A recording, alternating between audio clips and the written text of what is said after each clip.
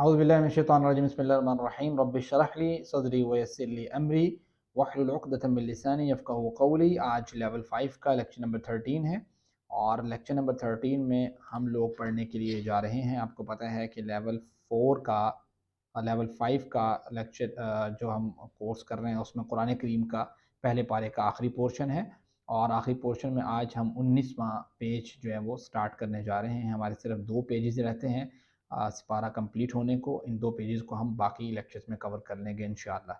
آج کی جو پہلا 19واں پیج ہے اس کا پہلا اشارہ بیت اللہ کی تعمیر اور دعائیں ہیں۔ آپ کو پتہ ہے کہ جناب ابراہیم علیہ السلام کا تذکرہ چل رہا ہے، اور مکہ کو اللہ تعالیٰ نے جس طریقے سے بابرکت بنایا ہے، اور اللہ تعالیٰ نے جس طریقے سے وہاں پہ امن کو رکھا ہے، اور جس طریقے سے اس کی ایک پوری تاریخ ہے، تو وہ جناب ابراہیم علیہ السلام کی دعاؤں کا ایک نتیجہ بھی ہے، اور اللہ تعالیٰ نے اس کو قبول بھی کیا ہے۔ ابراہیم علیہ السلام کا بڑا اس میں لگن تھا، اور جناب ابراہیم علیہ السلام نے، آپ کو پتہ ہے کہ اپنے دور میں 2 بہترین توحید کے مراکز کو قائم کیا۔ ایک مرکز جو ہے وہ بیت اللہ تھا، دوسرا مرکز جو ہے وہ بیت المقدس تھا۔ بیت اللہ میں جناب اسماعیل اور ان کی جو والدہ جناب ہاجرہ ہیں ان کو وہاں پہ اللہ تعالیٰ کے حکم سے لے کے گئے، اور اس کے بعد جناب اسحاق علیہ السلام جو ہیں ان کو بیت المقدس کے قریب آباد کیا، اور دونوں مراکز کو تعمیر کروانے میں اور ان کی نشوونما کروانے میں ان کا ایک بڑا کردار اور رول رہا ہے۔ اور یہ جو دوسرا بیت اللہ ہے جو کہ پہلا مرکز ہے اور پہلی تعمیر شدہ مسجد ہے اللہ تعالیٰ کی طرف سے زمین کے اوپر، دوسرا بیت المقدس ہے جو دوسری تعمیر شدہ مسجد ہے۔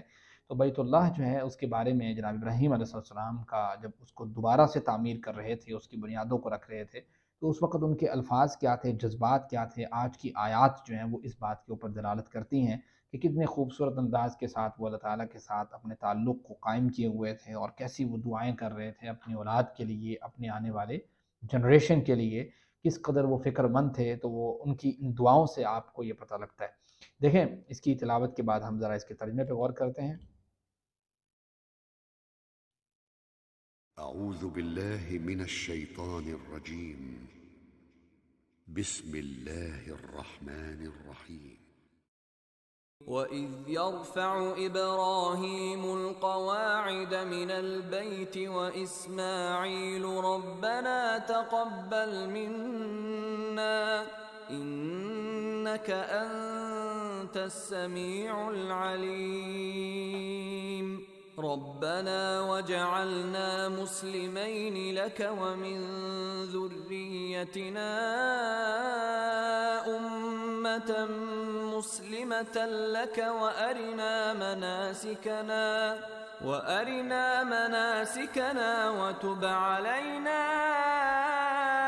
إِنَّكَ أَنْتَ التَّوَّابُ الرَّحِيمُ رَبَّنَا وَابْعَثْ فِيهِمْ رَسُولًا مِّنْهُمْ يَتْلُو عَلَيْهِمْ آيَاتِكَ وَيُعَلِّمُهُمُ الْكِتَابَ وَالْحِكْمَةَ وَيُزَكِّيهِمْ إِنَّكَ أَنْتَ الْعَزِيزُ الْحَكِيمُ۔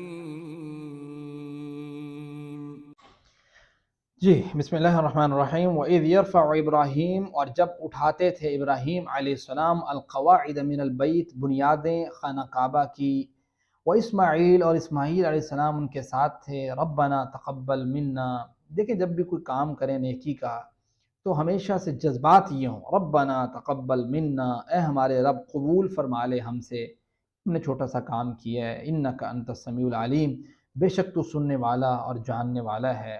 جناب آدم کے ذریعے رکھی گئی بنیاد تو وہاں پہلے سے موجود تھی۔ ابراہیم و اسماعیل علیہ السلام اس کو مزید بلند کر رہے تھے اور دعا کر رہے تھے، تقبل منا، اللہ ساری زندگی قربانیاں پیش کرنے کے بعد بھی ان کی فکر یہی تھی کہ ان کی کوششیں اللہ کے جو ہیں وہ قبول ہو جائیں۔ انک انت السمیع العلیم، دیکھیے اللہ کی ذات پر کتنا مضبوط، پکا، گہرا یقین اور بھروسہ ان الفاظ میں پیش کیا کہ تو سمیع بھی ہے اور علیم بھی ہے۔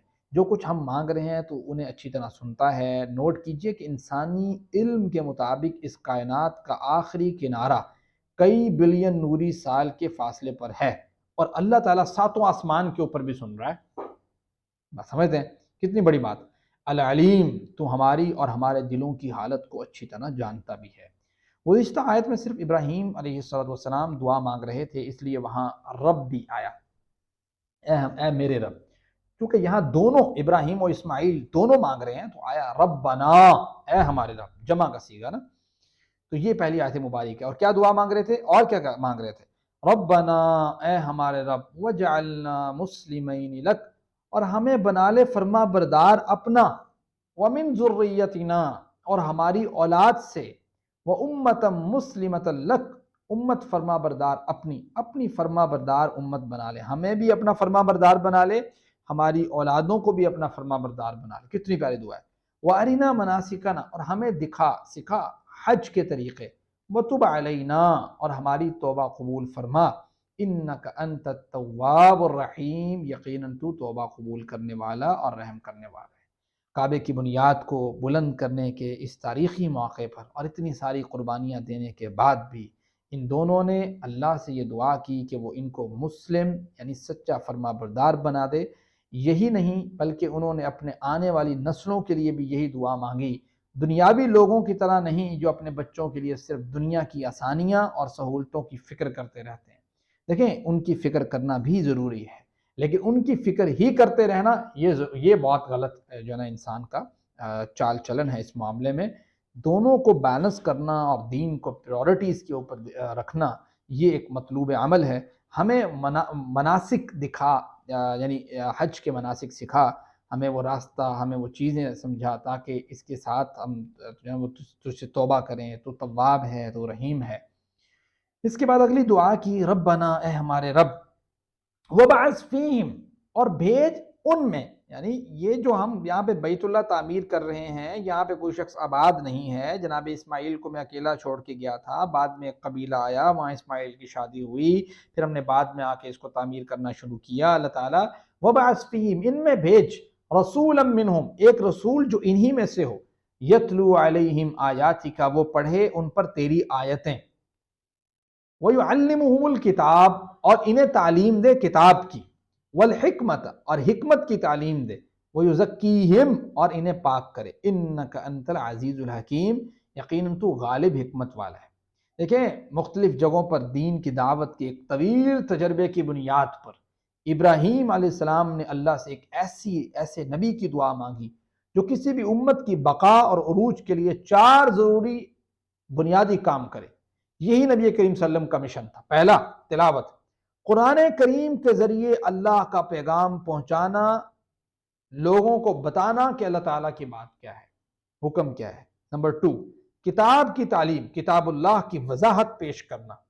سمجھتے ہیں ایک حکم آیا تو بتانا کہ اس کی وضاحت کیا ہے، ہم اس کو کس طریقے سے عمل میں لے کے آ سکتے ہیں. تیسرا، حکمت کی تعلیم دینا، اپنے اقوال اور اعمال سے حکمت کی تعلیم دینا کہ ان کاموں کو کرنے کا بہترین ڈھنگ اور رنگ کیا ہونا چاہیے، حکمت کیا چیز ہے. جیسے کہتے ہیں نا کہ ایک حکم آ گیا، now the point is that how we can execute this order, that is حکمہ. کہ آپ کے پاس ایک حکم آیا، کسی نے کہا یہ کام کرنا ہے، اب آپ کیسے اس کو ڈیل کرتے ہیں، کس انداز کے ساتھ کرتے ہیں، چوائس آف ورڈز آپ کے کیا ہیں، اور اس کے بعد آپ کون سے میتھڈز کے ساتھ کرتے ہیں، آپ کے اخلاق کیسے ہیں، آپ کے طور طریقے کیسے ہیں. all these things include in حکمہ. اور چوتھی چیز جو وہ کام کرے، تزکیہ کرے، برائیوں کو نکالنا اور اچھائیوں کو بڑھانا، that is a تزکیہ. انفرادی اور اجتماعی سطح پر ہر ایک شخص کا انڈیویجول اینڈ کلیکٹیولی دیکھنا کہ کسی شخص میں کون سی برائی ہے، اس کو ڈیویلیو کرنا، ڈیکریز کرنا، کم کرنا، اور اس کی جگہ پہ ایڈ کرنا اچھائیوں کو. اور آپ کو پتہ ہے کہ کسی شخص کی برائیوں کو اگر کم کر دیا جائے تو باقی جو چیزیں بچتی ہیں وہ اچھائیاں بچ جاتی ہیں. اور اچھائیوں کو بڑھانا یعنی اس طرح کا تزکیہ کرنا. یہ 4 بیسک کام ہیں جو کر لیے جائیں. نمبر 1، قرآن کریم کی تعلیم، قرآن کے پیغام کو عام کرنا. نمبر 2، کتاب اللہ کی وضاحت کرنا کہ مطلوب کیا ہے، مقصود کیا ہے. نمبر 3، اس کو ایگزیکیوٹ کیسے کرنا ہے، اس کے لیے پوری اسٹریٹجی جو ہے نا وہ بنانا. اور نمبر 4، معاشرے میں پھیلے ہوئے فساد اور خرابیاں اور برائیوں کو کس طریقے سے کم کر کے اچھائیوں کو اس میں ایڈ کرنا. یہ 4 کام کیے جائیں. یہ جناب ابراہیم علیہ السلام کی دعا تھی کہ اللہ ایسے ایک نبی کو بھیج. دیکھیں کتنی گہری دعا ہے. دعا کے بعد جناب ابراہیم کہتے ہیں کہ بے شک تو ہی العزیز طاقت قدرت رکھنے والا ہے، الحکیم حکمت والا ہے، اسے کرنے کا بہترین طریقہ تو ہی جانتا ہے. ہم بھی جب اللہ تعالیٰ سے اپنے کسی پلان کے لیے دعا کریں تو ہمیں بھی اپنی دعا میں اللہ کی صفات میں کوئی متعلقہ صرف شامل کرنی چاہیے. اللہ نے یہ دعا قبول فرمائی. جناب ابراہیم محمد رسول اللہ صلی اللہ علیہ وسلم ان کے درمیان بھیجے گئے. رسول اللہ صلی اللہ علیہ وسلم کے ساتھ ایک ایسی جماعت تھی جس نے قرآن کی ایسی تلاوت کی اور اسے اس طرح یاد کیا کہ دنیا کی کوئی دوسری قوم ایسا نہیں کر سکتی. آج بھی ہماری امت میں لاکھوں حافظ موجود ہیں، مگر افسوس کہ ہم غیر عربوں کی اکثریت نے قرآن کی اصل تعلیم کو چھوڑ دیا، یعنی اس کو سمجھنا اور غور کرنا. بات سمجھتے ہیں؟ جو 4 چیزیں ایک معاشرے کے اندر چینج لا سکتی تھی، ان تبدیلیوں کو ہم اچھے طریقے سے ایگزیکیوٹ ہی نہیں کر پائے. تو گویا آپ یہ دیکھیں کہ قرآن کی اصل تعلیم کو چھوڑ دیا، اس کا سمجھنا ہمیں فہم ہی نہیں ہے، ہمیں پتہ ہی نہیں ہے قرآن کیا کہہ رہا ہے. جب ہمیں یہ نہیں پتا قرآن کیا رہا ہے، پھر ہم اس کی تفسیر کیسے کریں گے؟ جب ہم اس کی تفسیر نہیں کر سکتے تو ہم اس میں حکمت کے پہلوؤں کو کیسے تلاش کریں گے؟ جب ہم اس میں سے حکمت کے پہلوؤں کو تلاش نہیں کریں گے تو کس طریقے سے ہم معاشرے کی برائیوں اور معاشرے کی اچھائیوں کے اندر اپنا ایڈیشن اور سبٹریکشن دے سکیں گے؟ تو یہ ساری چیزیں ہماری بیس وہاں سے بنی ہے کہ قرآن کی تعلیم کو عام کیا جائے، لوگوں کو بتایا جائے کہ قرآن پڑھیے، قرآن سیکھیے، قرآن کا نالج حاصل کیجیے، اینڈ دین تمام یہ پروسیس اگلے ہیں. سمجھتے ہیں؟ تو یہ ایک اس کی جو کرونولوجیکل آرڈر ہے اس کو ذہن میں رکھنا چاہیے. آپ صلی اللہ علیہ وسلم نے صحابہ کی ایک جماعت کی ایسی تربیت فرمائی اسی نہج کے اوپر، اسی منہج کے اوپر، کبھی نہیں دیکھی دنیا کی تاریخ میں. آپ کی تمام تعلیمات مکمل تفصیل کے ساتھ محفوظ ہیں، جبکہ تاریخ میں کسی اور انسان کی تعلیمات اتنی تفصیل کے ساتھ محفوظ نہیں. یہ بات بھی کسی معجزے سے کم نہیں ہے. آپ کوئی ایک بندہ لے آئیں جس کی پوری لائف کو ایک ایک طریقے سے جو ہے نا وہ بیان کیا گیا، موجود ہی نہیں ہے. کتنا بڑا معجزہ ہے. اور ابن ماجہ میں 4253 نمبر حدیث ہے عبداللہ ابن عمر رضی اللہ عنہ کی کہ رسول اللہ صلی اللہ علیہ وسلم بے شک اللہ تعالیٰ اپنے بندے کی توبہ اس وقت تک قبول کرتا رہتا ہے جب تک اس کی جان حلق میں نہ آ جائے. اس لیے یہ ہمارے لیے سبق ہے کہ ہم اب بھی اپنے آپ کو تبدیل کر لیں، چینج لے آئیں. کوئی ہمیں پتہ لگ گیا کہ یار یہ ایک جو ہے نا وہ طریقہ کار ہے تبدیلی کا، اور اگر ہم اس کو ابھی بھی اڈاپٹ نہیں کرتے تو پھر ہمارے لیے بڑا خطرناک مسئلہ ہے کہ ہمارے پاس ٹائم تب تک ہے جب تک جان ہے، حلق پہ آ گئی جب تو پھر گیا بندہ. یہ آیات مبارکہ ہیں جس پہ جناب ابراہیم علیہ السلام کی دعائیں شامل ہیں. ہم اللہ تعالیٰ سے حضرت ابراہیم کے بیان کردہ 4 کاموں میں سے ہر ایک کے بارے میں دعا کر سکتے ہیں. تلاوت، اے اللہ ہماری مدد فرما کہ ہم اسے سمجھ کر تلاوت کریں. کتاب کی تعلیم، اے اللہ قرآن کو پڑھنے اور پڑھانے والے بننے میں ہماری مدد فرما. حکمت کی تعلیم، اے اللہ حدیث اور سیرت کا مطالعہ کرنے میں ہماری مدد فرما جو در حقیقت قرآن قابل نمونہ اور جو حکمت سے بھرپور ہے. تزکیہ، اے اللہ اپنے عقیدے، اخلاق، اپنے گھر، اپنے معاشرے کو تمام برائیوں سے پاک کرنے میں، ان میں اچھائیوں کو پیدا کرنے میں میری مدد فرما. پلان بنائیے how we can execute that points, تو پھر جا کے ہم انشاءاللہ اس قابل ہوں گے کہ ہم اس کے مطابق چلیں. پہلا جو اسماء کی طرف آ جاتے ہیں، ہاں پہلا جو ہے وہ قاعدہ، یہ پہلا اسم ہے، اس کی جمع ہے قواعد. اور مناسکنا، یہ منسک واحد ہے، مناسک جمع ہے. حکیم، حکمہ، یہ اصل میں اس کی واحد ہے، اور حکم اس کی جمع ہے. اور وبعث 3 حروف والے صحت مند افعال میں بعث یبعث فتح یفتح کے وزن کے اوپر ہے. اسی طریقے سے حکمہ ہے، یہ آپ کا حکومہ، یحکم، کارومہ، یکرم، جو کچھ ریئر ورڈز ہیں کارومہ یکرم کے وزن پہ جو آتے ہیں. اور 3 حروف والے کمزور میں اگر دیکھیں تو پہلے یہ آپ کا طلا یتلو ہے، یہاں پہ تھوڑا سا یہ وبعث پہ غلط لکھا ہوا ہے، تو طلا یتلو آپ کا دعا یدو کے وزن پہ اتلو، اور اس کے بعد آپ کا آ جاتا ہے عزا یزکیہم. ٹھیک ہے، تو یزکیہم جو ہے وہ آپ کا عزا یعزو عزا، اور ظلا یظل ظلا کے وزن پہ لیکن کمزور ہے. ٹھیک ہے، جس طریقے سے وہ ریپیٹیشن والا ورڈ ہے. اور اس کے بعد مزید فی پہ آتے ہیں تو تقبل یتقبل کس وزن پہ ہے بھائی؟ کون بتائے گا؟ جی، تقبل یتقبل کس وزن پہ ہے؟ جی ہیرا عمران، ہما ندیم، سوری ہما ندیم. سر تدبرہ، جی، تدبرہ تدبر یتدبر. یتدبر کے وزن کے اوپر ہے، تدبر، متدبر، متدبر، تدبر. ٹھیک ہے. اور ارینا، یہ ارا یوری، ارا یوری. اسلم یسلم کے وزن پہ کمزور ہے، اس وجہ سے ایسا نظر آ رہا ہے. علم یعلم بالکل یہ آسان ہے. اور زکا یزکی یہ بھی آسان ہے۔ تعلق کی جوڑی اب ضمائر کے ساتھ آپ دیکھیں گے، پہلے جو آپ تعلق کی جوڑی دیکھ رہے تھے نا وہ دیکھ رہے تھے اسم کے ساتھ نا، اچھا یہ ضمیر کے ساتھ بھی آ جاتی ہے نا کہ آپ ضمیر سے اشارہ کر دیتے ہیں کہ یار یہ اس کی کتاب، جیسے کہتے ہیں نا کتاب اس کی کتاب، جو آپ نے شروع میں پڑھے بھی تھے نا وہ تعلق کی جوڑیوں میں، تو اس طریقے سے بھی بعض اوقات جملے آ جاتے ہیں۔ صرف کی ڈیفینیشن حروف سے الفاظ بنانا اور الفاظ سے جملے یا جو ہے نا وہ چھوٹے چھوٹے جوڑیاں بنانا، یہ کام ہے آپ کا نحو کا، اور نحو میں جملے آپ کے کئی قسم کے ہو سکتے ہیں، فعلیہ، اسمیہ، کان اور اس کی بہنیں، ان اور اس کی بہنیں آپ پڑھ چکے ہیں۔ جوڑیوں میں آپ 3 قسم کی جوڑیاں پڑھ چکے ہیں، تعلق کی جوڑی آپ کی رہتی ہے اور اس کو آپ آج پڑھیں گے، ٹھیک ہے؟ جیسے پہلے آپ نے بیت اللہ کی اگزامپل پڑھی تھی، اس میں اسم آ رہا ہے، اب جو ہے وہ ہو آپ کی ضمیر ہے، آپ نے کیا کیا بیتہ، مراد وہی ہے یعنی اس کا گھر، مراد کوئی بھی ہو سکتا ہے، ہو سے مراد اگر پیچھے کوئی کلام کے اندر کانٹیکسٹ چل رہا ہے اس طرح کا کہ جو اللہ تعالیٰ سے بات ہے تو وہ بیتہ اس کا گھر، اس طریقے سے آ جائے گا، جملہ وہی ہے، ٹھیک ہے؟ اس طریقے سے جیسے ہادہ بیتہ، اس کا بھی اسی طریقے سے اعراب تبدیل ہوگا کہ اگر حالت رفع ہے تو پیش آئے گی، جیسے رب الارضی میں آتی ہے، رب الارضی میں آتی ہے، رب الارضی میں آتی ہے، یہاں پہ تو ضمیر نہیں ہے نا، یہاں پہ اس کی ضمیر کیسے آئے گی؟ ہو کے ساتھ لگائیں گے تو ربہ بن جائے گا، جیسے ربہا، ہا کے ساتھ لگائیں گے تو ہا، ہو کے ساتھ لگائیں گے تو ہو، ٹھیک ہے؟ اللہ ربہا، اعبد ربہا، اعوذ بربہا، اب یہ تینوں آپ کو پتہ ہے اعراب چینج ہو رہا ہے، لیکن اعراب چینج کا ہو رہا ہے، ضمیر کے اوپر کوئی نہیں ہو رہا ہے، چینج ہو رہا ہے جو اصل اس کا رب، جو اصل ورڈ ہے نا، جس کو آپ کہتے ہیں مضاف کہتے ہیں، یا جس کو آپ کہتے ہیں جس کی طرف نسبت کی جا رہی ہے، یا جیسے رب ہے، رب، رب ہاں اس کا، ٹھیک ہے؟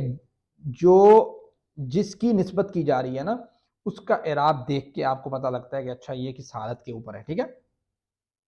یہ آپ نے پہلے سیکھ چکے ہیں، اور یہ من کے ساتھ جب آئے گا تو آپ کو پتہ ہے زیر آ جائے گی اس کے نیچے، رب کے نیچے۔ جی اب ذرا آئیں کمنٹ باکس کے اندر،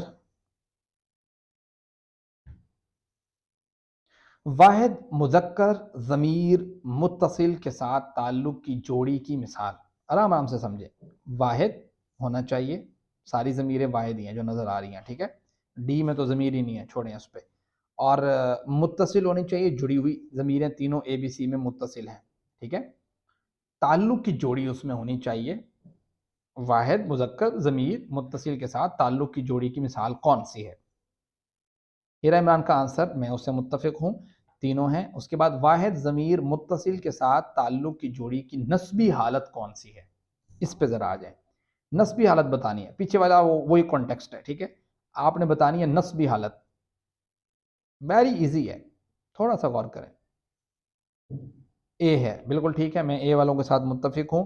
بی پتہ نہیں کس نے دیا ہے، لبنہ غزل نے شاید دیا ہے۔ اچھا، جمع ضمیر متصل کے ساتھ تعلق کی جوڑی کی جری حالت بتانی ہے، ویری ایزی، جی۔ اچھا دو بھی ہو سکتی ہیں، مجھے دو فیل ہو رہی ہیں کہ جیسے دو ہیں، 3 بھی ہو سکتی ہیں، 4 بھی ہو سکتی ہیں، لیکن یہاں پہ آ رہا ہے کہ جمع ضمیر، ٹھیک ہے؟ جمع ہونی چاہیے، یہ شرط ہے اس کے ساتھ۔ جمع جب کہا اس نے تو ظاہری بات ہے تعلق کی جوڑی میں اگر آپ اے دیکھتے ہیں تو وہ تو ویسے فعل ہے، وہ جاری حالت میں ہے ہی نہیں، اور ڈی دیکھتے ہیں تو وہ تو ویسے فعل ہے چونکہ اس میں واحد ہے، اور اگر آپ دیکھتے ہیں ہم اور نہ یہ دونوں جمع ہیں، تو جمع بھی ہیں، ضمیر بھی ہیں، ٹھیک ہے، لیکن متصل نہیں ہے، نہ جو ہے نا وہ متصل میں نہیں آتا میرے خیال سے، ہی نہ متصل میں آتا ہے ویسے تو۔ نؤمنو ہم ایمان لے کے آئے بربنا، بی اور سی آپشن بنتا ہے ویسے، جو شکیلہ کا آپشن ہے نا میں اس سے ذرا متفق ہوں، بی اور سی، ڈی اس لیے نہیں بنتا وہ واحد ہے جو بتایا ہما ندیم نے۔ نؤمنو ہم ایمان لے کے آئے بربی، نا ضمیر ہے بھائی، ہم جو ہے وہ متصل ہے، نا آپ پتہ نہیں متصل ہے تو پھر ٹھیک ہے، میرے ذہن میں نہیں ہے کہ متصل ہے یا منفصل ہے۔ چلیں، واحد ضمیر متصل کے ساتھ تعلق کی جوڑی کی رفعی حالت کی مثال، رفعی حالت بتانی ہے، واحد ہو، ضمیر ہو، متصل ہو۔ ہیرا عمران نے کہا ڈی ہے،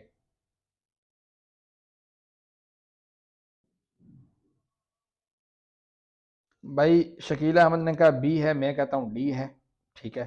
تو اس کا آپشن ڈی ٹھیک ہے، بی پتہ نہیں کیسے ٹھیک کر دیا آپ نے۔ چلیں خیر آگے چلتے ہیں، عربی میں ترجمہ کیجئے، یہ اس کا گھر ہے، کیسے کرو گے؟ یہ اس کا گھر ہے. گیمنگ کٹ کہتی ہے بی. بھائی یہ ہے وہ نہیں ہے، ذالکہ کا مطلب وہ ہوتا ہے. شکیلہ احمد نے بھی بی کہہ دیا ہے. اے ہے اس کا. ہیرا عمران نے ڈی پتہ نہیں کیسے کہہ دیا ہے. یہ اس کا گھر ہے. اس میں فی کا مطلب میں ہوتا ہے، تو میں کا ترجمہ تو یہاں ہے ہی نہیں ہیرا عمران. حل اللہ ربوہا کیسے جواب دو گے؟ حل اللہ کیا اللہ ربوہا اس کا رب ہے؟ کیا اللہ اس کا رب ہے؟ جواب کیسے دو گے جلدی سے بھائی؟ گیمنگ کٹ کا آپشن ٹھیک ہے، یہ غلط دیا ہوا بھائی یہاں پہ. حل اللہ ربوہا کا جو آئے گا وہ آئے گا جو گیمنگ کٹ نے ربی کہا ہے ہوگا سر. ڈی، تو وہ نام اللہ ربوہا آئے گا. یہاں اللہ ربی لکھا ہوا بھائی، اس سے ربو کا نہیں پوچھا. ربو کا پوچھتا تو جواب ڈی والا ہوتا. حل تعبدو ربکا، حل کیا تعبدو آپ عبادت کرتے ہیں اپنے رب کی، کیا جواب دیں گے آپ؟ بہت ایزی ہے.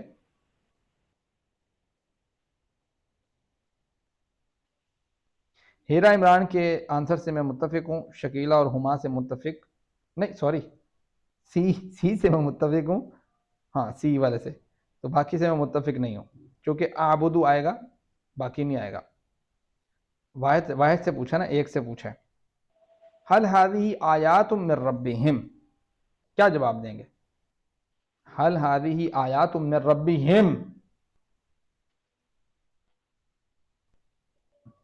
تو اس کا میں جو آپشن دے رہا ہوں، ہیرا عمران نے اے کیا تو میں اے کے ساتھ ہوں. اور مغفرۃ من ربکم کیا ترجمہ ہوگا؟ مغفرۃ من ربکم.